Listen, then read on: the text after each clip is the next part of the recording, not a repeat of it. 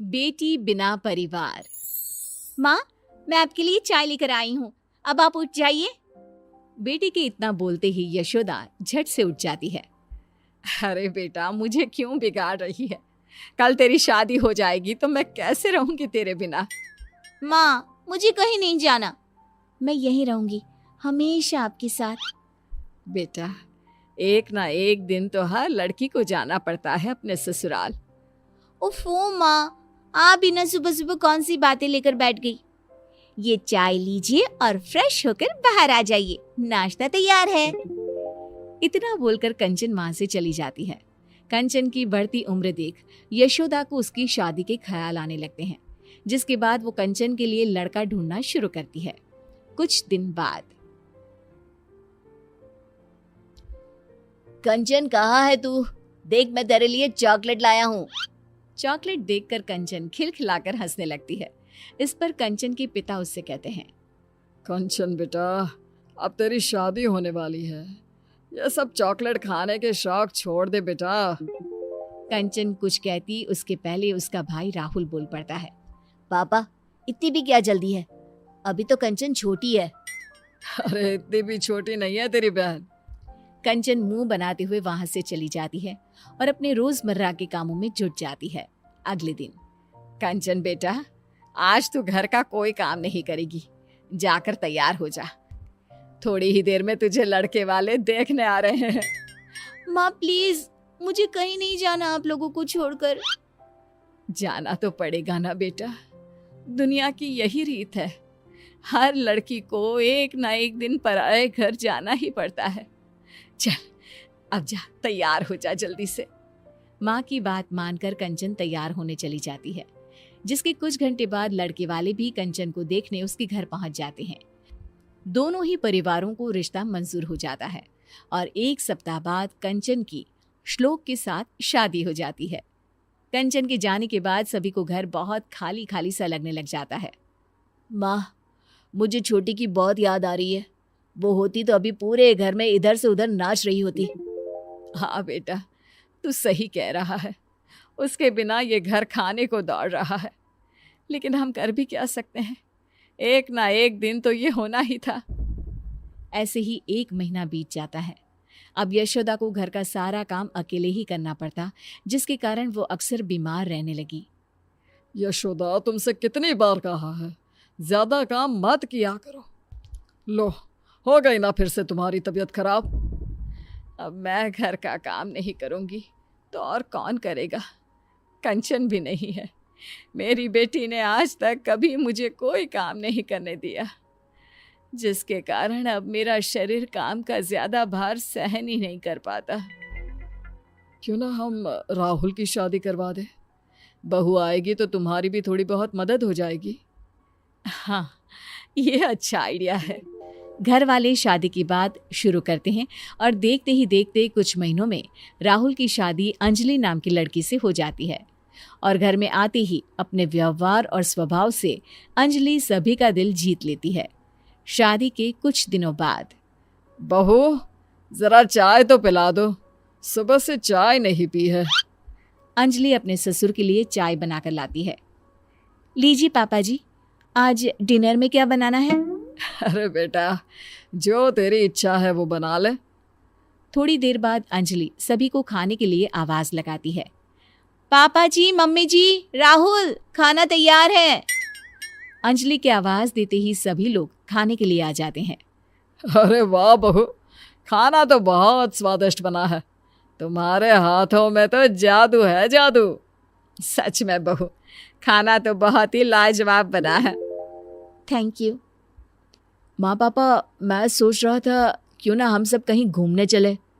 हम सब क्या करेंगे जाकर बेटा, तेरी अभी नई नई शादी हुई है, तू बहू को लेकर जा। नहीं मम्मी जी, आप लोग नहीं जाएंगे तो हम भी नहीं जाएंगे। अंजलि के इतना प्यार से बोलने पर घर वाले उसे इनकार नहीं कर पाते और उनके साथ चलने के लिए मान जाते हैं। एक काम करते हैं, साथ में कंचन को भी ले चलते हैं, बहुत दिन हो गए उससे मिले भी नहीं। हाँ हाँ, क्यों ना हम कंचन दीदी को सरप्राइज दें। वो तो खुशी से पागल हो जाएगी। ठीक है, फिर मैं आज ही उसे यहाँ आने को बोलती हूँ, उसके बाद हम सब उसे सरप्राइज देंगे, फिर सब साथ में घूमने जाएंगे। फिर क्या था, यशोदा तुरंत कंचन को फोन मिलाकर बैठ जाती है, जिसमें दोनों माँ बेटी की लंबी बातें चलने लगती है। और उसी में, तुझे पता है कंचन, तेरी भाभी बहुत अच्छी है। जरूर पिछले जन्म में मैंने कोई अच्छे कर्म किए होंगे जो मुझे अंजलि जैसी बहू मिली है। अपनी माँ के मुंह से किसी और की इतनी तारीफें सुनने के बाद कंचन को अपनी भाभी से जलन होने लगती है। माँ, आपको नहीं लगता आप कुछ ज्यादा ही बहू की तारीफ कर रही हैं? कहीं भाभी आपके हाथ से फिसल ना जाए। अरे नहीं नहीं बेटा, वो ऐसी नहीं है। तू एक काम कर, कुछ दिनों के लिए यहीं आ जा। इसी बहाने अपनी भाभी को अच्छे से पहचान लेना। भाभी से तो अब मुझे मिलना ही पड़ेगा। उन्होंने उस घर में मेरी जगह जो ले ली है। अगले दिन कंचन अपना सामान लेकर मायके पहुंच जाती है, जहां अंजलि उसके लिए चाय नाश्ता लेकर आती है। दीदी, तुम्हारे ससुराल में सब कैसे हैं? मेरे ससुराल में सब ठीक है। आप यहाँ का बताइए कि सारा काम आप बराबर कर लेती है ना? माँ से तो नहीं करवाती काम। अरे कैसी बात कर रही हो आप दीदी? मैं भला मम्मी जी से कोई काम क्यों करवाऊंगी? ऐसा होना भी नहीं चाहिए, वही आपके लिए बेहतर होगा। कंचन, ये क्या तरीका है अपनी भाभी से बात करने का? हाँ माँ, अब तो आपको मैं ही गलत लगूंगी ना। ऐसा नहीं है कंचन, तुम गलत समझ रही हो। आपसे तो मुझे बात ही नहीं करनी। इतना कहकर कंचन अपने रूम में चली जाती है। अंजलि बेटा, कंचन की बात का बुरा मत मानना, उसका अभी शायद मूड खराब है। कोई बात नहीं मम्मी जी, मुझे उनकी बातों का बुरा नहीं लगा।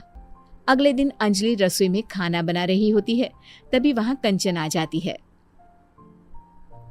भाभी आप रहने दीजिए, आज खाना मैं बना देती हूँ।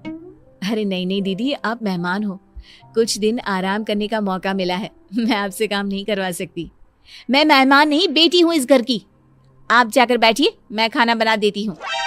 कंचन की जिद के आगे झुकते हुए अंजलि वहां से चली जाती है। थोड़ी देर में कंचन का खाना बनकर तैयार भी हो जाता है। आ जाइए सभी, मैंने खाना बना दिया है। कंचन की आवाज सुनकर सभी लोग आ जाते हैं और खाना शुरू करते हैं। आज बड़े दिनों बाद तुम्हारे हाथ का खाना खाकर मजा आ गया बेटा। मैं तेरे खाने को बहुत मिस करता था। सच में आज तो मजा ही आ गया। कंचन, तेरे हाथों में तो जादू है बेटा। मैं तेरे हाथ का बना ये खाना हर रोज मिस करती थी। सभी के मुंह से अपने लिए तारीफ सुनकर कंचन की आंखों से आंसू बहने लगते हैं। वो अपने आंसू पोंछते हुए कहती है, क्या सच में आप लोगों ने मेरे हाथ के खाने को मिस किया? मुझे तो लगा था आप लोग मुझे भूल ही गए हैं। अरे ऐसे कैसे भूल सकते हैं हम तुझे? तू बेटी है इस घर की, कोई खिलौना थोड़ी ना है जो भूल जाए। और तुझे यहाँ बुलाने का आइडिया तेरी भाभी का था। हम लोग कहीं घूमने का प्लान कर रहे थे, तो सोचा तुझे भी साथ ले जाए। मुझे माफ कर दीजिए भाभी, मैंने आपके बारे में कितना गलत सोचा। मुझे लगा आपके कारण अब कोई मुझसे प्यार नहीं करता। अपनी जलन के कारण मैंने आपके साथ कितना गलत व्यवहार किया। हो सके तो मुझे माफ कर देना भाभी। अरे नहीं नहीं दीदी, आपको माफी मांगने की कोई जरूरत नहीं है। आप तो बिल्कुल मेरी छोटी बहन जैसी हो। आप इस तरह माफी मांगोगी तो मुझे बिल्कुल अच्छा नहीं लगेगा। अंजलि के इतना कहते ही कंचन उसे गले लगा लेती है। अब उसे एहसास हो चुका होता है कि सभी रिश्ते अपनी जगह खास होते हैं। कुछ नए रिश्तों के जुड़ जाने से पुराने रिश्तों का प्यार कभी खत्म नहीं होता, ना ही जीवन में कभी कोई किसी की जगह ले सकता है।